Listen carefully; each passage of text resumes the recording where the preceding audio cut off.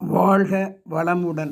பேராசிரியர் டாக்டர் துரை லோகநாதனின் வினாவிடை தத்துவச் சிறுகதைகளாம் அமுதச்சுடர் சேனலின் சார்பான வணக்கங்கள். என் கதைகள் பல வெளிவர உதவிடும் யூடியூப் நிறுவனத்தார்க்கும், என் கதைகளுக்கு நாளுக்கு நாள் அமோக ஆதரவு தந்து மகிழ்விக்கின்ற ரசிகப் பெருமக்களுக்கும் வாழ்த்துக்களும் வணக்கங்களும். எனது இன்றைய சிந்தனை ஓட்ட கதையானது தெரியாத திடீர் கைபேசி அழைப்புகளை நம்பாதீர்கள் என்பதாகும். ஏன் திடீர் அந்த அழைப்புகளை நாம் நம்பக்கூடாது? இன்றைய காலத்தில் எந்த புற்றில் எந்த பாம்பு இருக்குமோ சொல்ல முடியாது. யார் எப்படி வேண்டுமானாலும் நம்மை அண்டி பிழைக்க நினைக்கின்றனர். நாம் அதை உணர வேண்டும். அது மட்டுமல்ல, இத்தகைய பட விளக்கங்கள், அழைப்புகள் வாட்ஸ்அப் வழியே வருவதெல்லாம் இன்று நவீன உத்திகளுடன் கூடிய கேமராக்களுடன் கூடிய அமைப்புகள் உடையனவாக உள்ளன.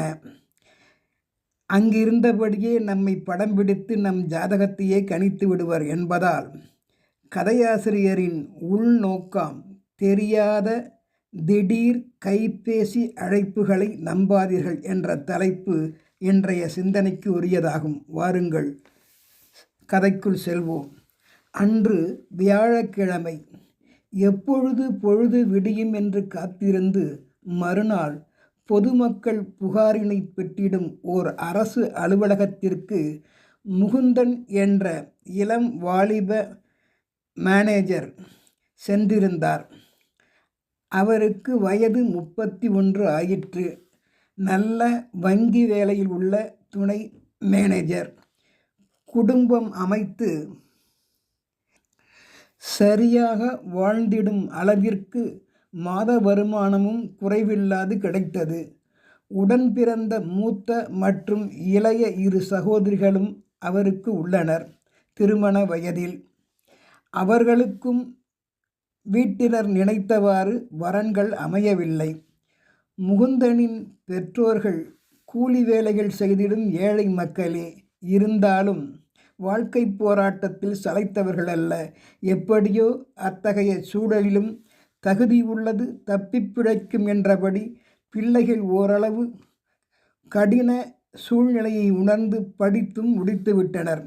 முகுந்தனுக்கு மட்டிலும் உடன் வேலை கிடைத்து விட்டது.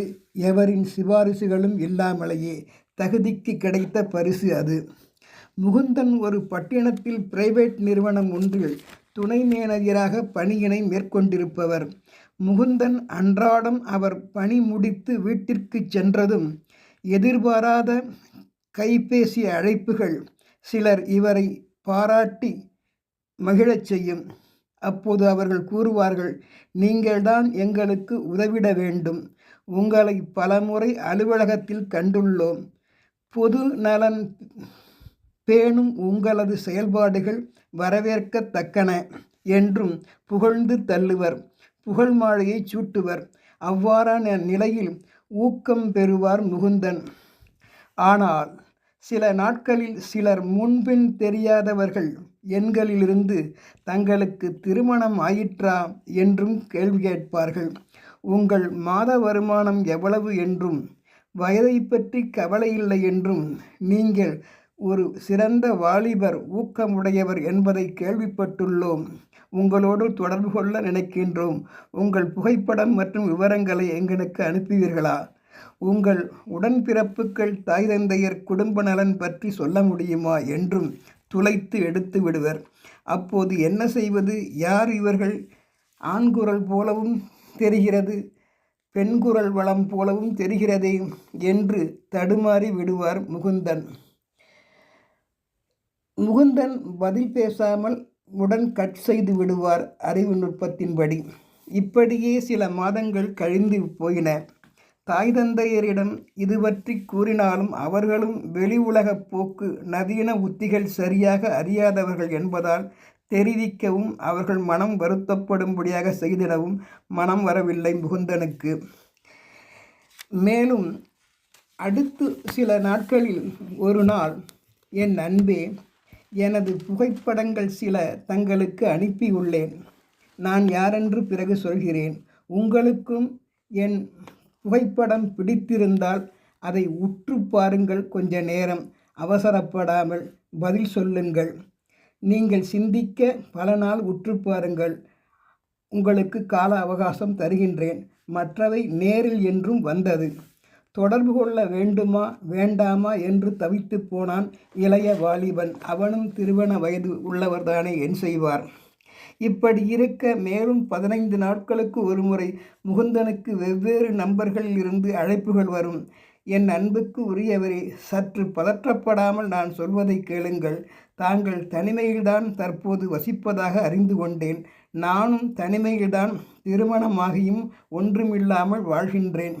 உங்களை பற்றி சிலர் வழி அறிந்து கொண்டதிலிருந்தும் உங்கள் பணியின் பொதுநலன் காக்கும் உங்கள் கருணை போக்கால் ஒரு நாள் அதை நான் பிறர் சொல்லி நேரிலும் உங்கள் அலுவலகத்தில் கண்டேன்.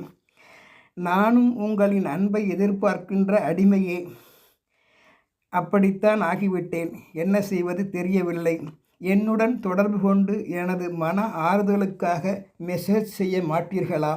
நீங்களும் தனிமைதானே, தவறாக நினைக்காதீர்கள்.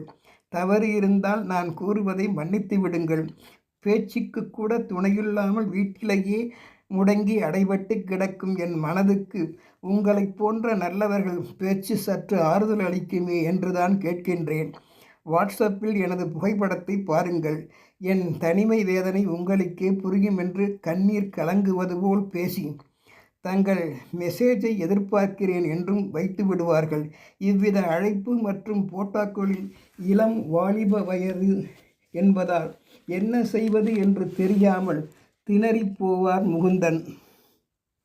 அப்படிப்பட்டவர்களுக்கெல்லாம் எந்த மறுமொழியும் இங்கிருந்து சொல்லாமல் போனை கட் செய்து விட்டு பிறகே உறங்கிடுவார். ஆனால் தூக்கம் வராது, தவிப்பார். அலுவல் நேரங்களில் கூட எவரை பார்த்தாலும் அந்த போன் செய்தவர்களோ இவர்கள் என்றும் கருதி உற்று உற்று அவர்களையும் பார்த்து பணியில் கவனமில்லாமல் பயத்தில் முழுமையாய் பணியில் ஈடுபட முடியாமல் செயலிழந்து விடுவார். எல்லாம் இவரது பணத்தை கையாடல் செய்கிற முயற்சி, அறிவியல் உத்தி என்பதை அறியாத நிலையில் போக போக மனதிடத்தை வரவழைத்து கொண்ட முகுந்தன், யார் நீங்கள்? இருப்பிடம் எது? எங்கிருந்து எந்த நேரத்திற்காக எந்த நோக்கத்திற்காக நேரில் வராமல் எனது போக்கை மாற்ற நினைக்கின்றீர்கள் என்று எல்லாம் கேட்டிட மனதளவில் எண்ணினாலும் அதுவும் வேறு வகையில் தனக்கு நிம்மதியை இழக்கச் செய்துவிடுமோ என்ற பயம் ஏற்பட்டது. காரணம், நம் குரல் ஒலியை வைத்து கூட நமது கைரேகை எல்லாம் சூதாடி விடுகின்றார்கள். அப்படிப்பட்ட உத்திமுறைகளும் வந்துவிட்டன. ஆகவே தான் குரல் கொடுத்து பேசக்கூட தயங்கி அதை உருவாக்க வேண்டாம் என்றும் கருதி மௌனமாக இருந்து விட்டார் முகுந்தன். நல்ல பண்புதான். சும்மா இருப்பதே சுகம் என்பதை உணர்ந்து கொண்டாரே என்றும் சிந்திக்க வேண்டியுள்ளது. ஆண்டுகள் சில ஓடின. ஓராண்டு கடந்த பின்பு என்றே சொல்லலாம். ஒரு நாள் சிலர் வாட்ஸ்அப்பில் பல வகையான உருவங்கள் அடங்கிய நிழற்படங்களை அனுப்பி இதை நன்றாக உற்று பார்த்து பிடித்திருந்தால் தொடர்பு கொள்ளுங்கள் என்று மறுபடியும் முன்பின் தெரியாத வேறு தொடர்பு எண்களில் இருந்து வேண்டுதல் மற்றும் எதிர்பார்ப்பு செய்திருந்தனர். ஒன்றும் புரியாத முகுந்தன் பொறுத்தது போதும் பொங்கி எழும் மனோகரா என்பது போல் முகுந்தா என்று தன்னை தட்டி தேற்றி கொண்டு வியாழக்கிழமை கதையின்படி அன்று புகார் மனு பெறும் ஓர் உயர் அதிகாரியிடம் தான் எழுத்திலும் நேரிலும் நடந்தவைகளை விளக்கமாய் தெரிவித்து பதிவு செய்தான். தனது எதிர்காலத்தின் தற்காப்பிற்காக முகுந்தன் நிலைமையை தெரிந்து கொண்ட உயரதிகாரி டேவிட் என்பவர், இதோ பார் முகுந்தா, உனக்கு மட்டுமல்ல, நீ என்னிடம் கூறியது சரியே. இத்தகைய நிலை உலகில் பலருக்கும் தற்பொழுது இப்படிப்பட்ட சூழல்தான் ஏற்படுகிறது. அந்த வலையில் மாட்டிக்கொள்கிறார்கள். அவர்கள் புரிந்து கொள்வதே இல்லை. பதிலுக்கு பதில் கூறி மாட்டிக்கொள்கிறார்கள். எல்லாம் இந்த அறிவியல் உத்திகள் படுத்தும் பாடு. மீனை பிடிக்க குளத்தில் ஆற்றில் வலை வீசுவர் முன்பு.